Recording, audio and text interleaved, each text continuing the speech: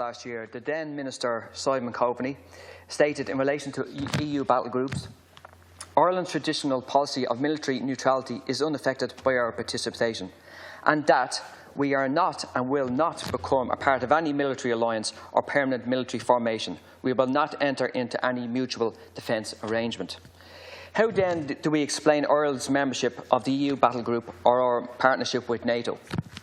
Fine Gael, supported by Fianna Fáil, further assured the Dáil that any deployment of an Irish contribution as part of the German battle group will be subject to the triple lock. That is, the government, the Dáil and the UN mandate before deployment occurs. How do we explain the fact that in May this year, the Sunday Times reported that 300 soldiers from Ireland, Lithuania, Latvia, Finland and Sweden had taken part in 18 days of war games on Salisbury Plain in England in an EU battle group led by the British Army?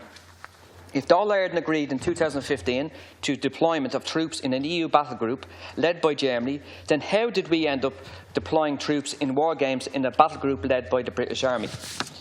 Ceann Comhairle, if there is not a Dáil oversight on decision-making on deployment of troops to EU battle groups, then how can we trust in the ongoing commitment of the government to limit the protection afforded by the triple lock? The ongoing alliance of Fine Gael and Fianna Fáil with military formations in the EU and NATO directly contradicts our neutrality, associated with aggression abroad, particularly in the Middle East, and will endanger Irish troops who take part in genuine peacekeeping missions by undermining their claim to a genuine neutrality. Finally, Ceann Comhairle, Ireland should withdraw from the EU battle groups, NATO partnerships, including the use of Shannon by the US, and as Denmark has done, from further participation in US militarisation. Thank you. Thank you, Deputy.